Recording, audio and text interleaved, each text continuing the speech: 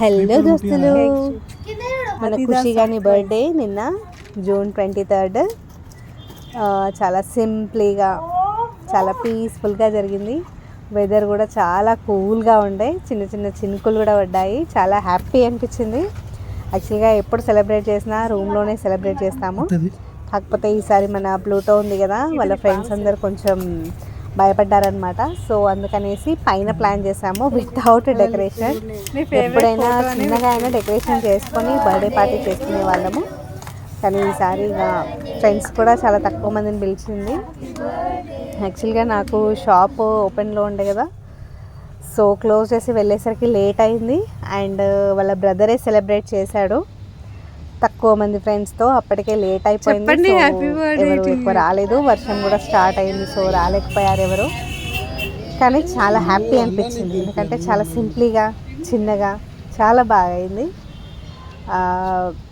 వాళ్ళకి మనం ఇచ్చే మెసేజ్ ఏంటి అంటే, పిల్లలందరూ పాసిబిలిటీని బట్టి కలిసి ఉండాలి. పాసిబిలిటీని బట్టి పార్టీస్ మనం చేసుకునేది ఎందుకు, పిల్లలందరూ కలిసి ఉండాలి, ఒకరికొకరు ఈ కమ్యూనికేషన్ స్కిల్స్ పెరగడానికి. అంటే ఒకరితో ఒకరు అటాచ్మెంట్లో ఉంటేనే వేరే స్కూల్ వాళ్ళ పిల్లలకి ఈ స్కూల్ పిల్లలకి కొంచెం వాళ్ళకి తెలుస్తూ ఉంటుంది, ఆ స్కూల్లో ఎలా ఉంది, ఈ స్కూల్లో ఎలా ఉంది, అక్కడి ప్రాబ్లమ్స్, అక్కడ ప్లస్లు మైనస్లు అన్నీ తెలుస్తాయి అన్నమాట. అందుకోసమనే నేను యాక్చువల్గా వీళ్ళ చుట్టుపక్కల అందరూ డిఫరెంట్ స్కూల్లోనే ఉంటుంటారు. అలా డిఫరెంట్ స్కూల్ వాళ్ళని అప్పుడప్పుడు మాట్లాడుకోమని చాయిస్ ఇస్తూ ఉంటాను. చాలా మట్టుకు చాలామంది పిల్లల్ని బయటికి రానివ్వరు అంటే మనం కూడా అలానే. ఎందుకంటే ఇప్పుడు అలా లేదు. ఇప్పుడు జనరేషన్ చాలా చేంజ్ ఉంది.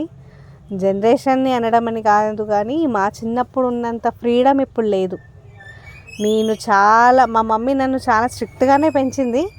అయినా కానీ నేను చాలా ఫ్రెండ్స్ ఇంటికి వెళ్ళేదాన్ని, ఇంటి చుట్టుపక్కలే ఫ్రెండ్స్ ఉండేది, చాలా ఫ్రీగా ఆడుకున్నాను. వాళ్ళు ఎంత స్ట్రిక్ట్గా పెంచినా నా చైల్డ్హుడ్ ఫ్రీడమ్కి మాత్రం ఎప్పుడు అంటే అప్పుడు అడ్డనిపించేది. మా మమ్మీ నన్ను స్ట్రిక్ట్గా చూస్తుంది అన్నట్టుగా అనుకునేదాన్ని.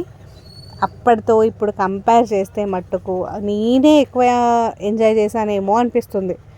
ఇప్పటి పిల్లలకి నిజంగా అండి అసలు ఫ్రీగా వదలలేకపోతున్నాం, ఎటు పంపలేకపోతున్నాం. ఏ ఫ్రెండ్ ఇంటికి నమ్మి తోలాలన్నా కానీ వాళ్ళ ఇంట్లో వాళ్ళు ఎలా ఉంటారో, వాళ్ళ ఇంట్లో ఎవరు ఉంటారో, ఎవరు ఎలాంటి వాళ్ళో మనకు తెలియక అసలు నిజంగా ఇది సో సాడ్. అసలు ఈ పరిస్థితి మారాలి అనే కోరుకుంటున్నాను నేను. కనీసం వాళ్ళ పిల్లలైనా ఫ్రీగా ఉండేలాగా మారాలి జనరేషన్. జనరేషన్ అనే వర్డ్ కరెక్ట్ కాదేమో, ఈ కాలం ఇలా ఉంది. అది ఏ జన్మలో ఏ పాపం చేశారో వీళ్ళకి ఇంత తక్కువ ఫ్రీడమ్. బయట మనం మూవీస్ చూసినా ఎక్కడ చూసినా ఫ్రీడమ్ ఎక్కువ ఉంది. కానీ పర్టికులర్గా అంటే మన లొకాలిటీలో కానీ మా వరకు నేను అనుకుంటున్నాను, బయట ఎలా ఉందో నాకు తెలియదు, మా లొకాలిటీ వరకైనా ప్రాక్టికల్గా చూసినా కానీ ఎవరిని మనం ఎక్కడికి పంపలేకపోతున్నాం. పిల్లలు హ్యాపీగా ఉండాలి అని ఎంత ఆలోచిస్తున్నామో, పిల్లలంతా జాగ్రత్తగా ఉండాలి అనేది 200% ఎక్కువగా ఆలోచిస్తున్నాము. మేము బేర్ చేసినంత మాకున్న ధైర్యం పిల్లలకు లేదు అనే అనిపిస్తుంది. ఇప్పటి పిల్లలు అంత ధైర్యంగా లేరు ఇలాంటి విషయాల్లో. మామూలుగా మాకంటే చాలా డేరింగ్, వాళ్ళ తెలివి వేరు, వాళ్ళ ఆలోచన విధానం వేరు. ఎంత ఆలోచిస్తారంటే ఒక చిన్న ప్రాబ్లమ్ని మేము చూసే కోణం వేరు, పిల్లలు చూసే కోణం వేరు.